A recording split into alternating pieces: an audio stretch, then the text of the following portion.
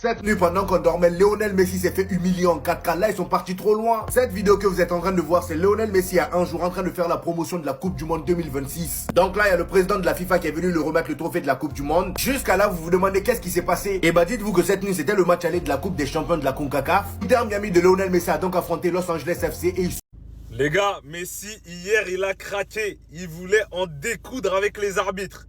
Et le pompon, c'est qui le retient? Luis Suarez. On aura tout vu. Hier, l'Inter Miami de Messi, ils ont perdu 3-0 contre Los Angeles. Et visiblement, Léo, il n'était pas content contre les arbitres. C'était chaud. Donc là, il voulait en découdre, il voulait des explications. Moi, ce qui me fait rire, c'est que c'est Suarez qui le retient. Genre, sois raisonnable, non, n'y va pas. Les gars, moi, il faut m'expliquer comment Léo Messi il est devenu aussi nerveux en MLS. Mais mon gars, t'as plus rien à prouver. Pourquoi tu veux te battre? T'étais pas comme ça au Barça, t'étais pas comme ça au PSG. C'est pas là-bas dans le pays du soccer qu'il faut t'énerver. Tu t'en fous. Après, je crois, Messi, il doit se dire quoi? Il doit se dire, hey, le championnat, il est trop claqué. Comment ça, je perds?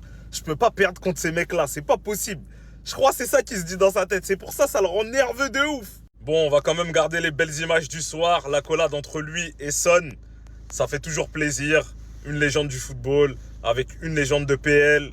C'est toujours beau à voir. On préfère ces images-là de Léo Messi quand même. Demi-finale de Ligue des Champions, Real Madrid-Barcelone au Bernabéu. Regarde ce qu'il leur a fait. Regardez la réaction de... L'équipe, soyez très attentifs au corps arbitral. Ils vont être suivis par Lionel Messi, retenu par Luis Suarez. Il a pété un câble, il essaie de rentrer dans leur couloir alors que le sien est juste derrière, vous allez le voir. Pourquoi? Parce qu'il a subi une défaite 3-0 et c'est toujours la même chose au final. À chaque fois que les décisions arbitrales ne vont pas dans son sens, pas de pénalty, pas de partie, voilà, il pète un câble. Au final, il retrouve son vestiaire. J'aime beaucoup Lionel Messi, mais c'est toujours la même chanson. À chaque fois qu'il y a une défaite à l'issue du match, c'est obligé qu'il va partir en cacahuète avec le corps arbitral. Il est mauvais perdant. Que vous le vouliez ou non, vous pouvez nous présenter comme le gendre idéal. Alors cette nuit, il a pris 3-0 face à Hugminson, l'envoyé de Cristiano, le fan numéro 1 du GOAT. Et ça s'est mal passé à la fin. Et c'est Luis Suarez, imaginez-vous, un monde où c'est Luis Suarez qui vous empêche de faire des bêtises, qui vous empêche de salir votre image, qui vous empêche de prendre des matchs de suspension. Parce qu'en fait, tu n'as pas à suivre le corps arbitral dans son vestiaire. Tu retournes dans ton vestiaire là où on l'a vu rentrer après.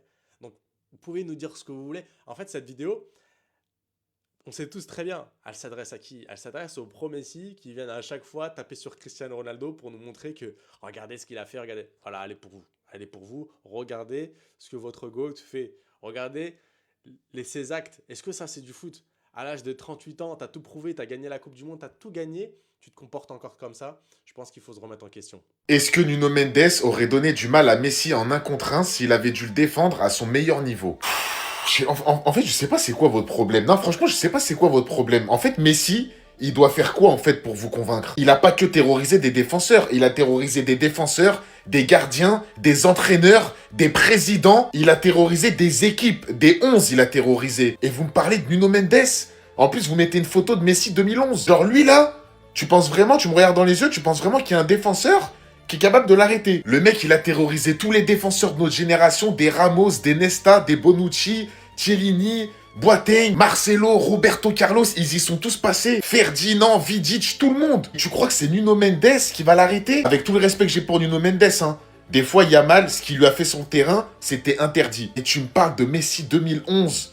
Messi 2011. Mais les gars, je vous le dis, sur 10 V1, il le passe 8 fois normal. Il va pas le passer 10 fois, bien évidemment. L'autre, c'est un défenseur, il peut avoir une chance de l'arrêter, bien évidemment. Mais sur 10 duels, Messi, il passe Nuno Mendes, ensuite il passe Pacho, ensuite il passe Chevalier, il passe tout le monde. Toute l'équipe du PSG, il la passe. Non, comme ça au moins, je vous le dis. Comme ça au moins, c'est clair, le sujet, il est fini. Jordi Alba, peu de gens connaissent l'histoire de Messi. Pourquoi il a enlevé son maillot au Bernabéu après avoir marqué le but. Nous jouions contre le Real Madrid. Pendant le match, il y avait des chants et des insultes contre Messi. Ils l'ont même décrit comme handicapé et né. Messi n'a pas aimé ça. Même dans le vestiaire, il est devenu en colère et il a dit à Suarez, ces gens n'appartiennent pas au football. Messi a dit à Suarez que ces gens, ces supporters qui l'insultent au Bernabéu, n'appartiennent pas au football. Et ils ont continué à l'insulter en seconde période. Quand Messi a marqué le but victorieux, il est allé vers les supporters du Real et a soulevé son maillot et a fait tout le monde en disant « Souvenez-vous de mon nom ». Juste rentrer dans les souvenirs pour vous dire que les supporters du Real Madrid, les supporters au Bernabéu ne sont pas mieux que les supporters à Benfica. Ils sont tous pareils. Les gars, pendant que nous dormons dans cette nuit, Los Angeles a donné une très bonne leçon de football à l'Inter Miami de Léo Messi, 3-0. Il pensait que cela va passer inaperçu parce que c'est le mois de Ramadan. Non. Nous, on était au courant. Avec la présence de Lionel Messi et ses amis, Rodrigo De Paul, Luis Suarez, ils étaient tous présents. Mais le pire dans ce match, c'est la performance de Léo Messi. 0 but, 0 passe décisive, 0 tir cadré, 70% de ses passes sont ratées. Au lieu de se battre sur le terrain, il n'a pas fait parce qu'il a fait une très mauvaise performance. Il a essayé après le match d'aller se bagarrer avec les arbitres. Heureusement que Luis Suarez était là pour lui empêcher, pour ne pas qu'il va aller prendre 4 rouges là-bas. Le mec, il pensait que c'est lui le propriétaire de la MLS. Une fois qu'il va perdre, il va essayer de bagarrer avec les arbitres ou insulter les arbitres ou les assistants. Le championnat, ça démarre très bien. On va rigoler encore cette saison. T'as vu Mbappé, on a compris le message. Voilà, c'est bon, tu l'as dit en conférence de presse, t'as pris position, l'extrême droite c'est pas bien, mais est-ce que sur le terrain quand même tu peux laisser la gauche s'il te plaît? T'es un mec engagé, c'est très bien, mais t'as vu, il y a déjà un mec à gauche là, ça n'a rien à voir, tu mélanges tout, tu vois. Il y a la gauche, et il y a le poste d'ailier gauche, et le poste d'ailier gauche ce n'est pas le tien, donc pourquoi est-ce que tu te mets devant Vinicius comme ça en fait? Là, sur cette action, quel est le rôle en fait? Quel est le rôle de Vinicius si tu viens à gauche comme ça? Vinicius là, c'est quoi? C'est ton ombre. Il joue ombre en fait, Vinicius, c'est ça? Et en fait, je crois que c'est un problème de toute l'équipe, où il y a absolument toute l'équipe à gauche. Et alors là, malheureux hasard, mais le seul mec qui est vraiment à droite, c'est Carvajal. Là, c'est un hasard.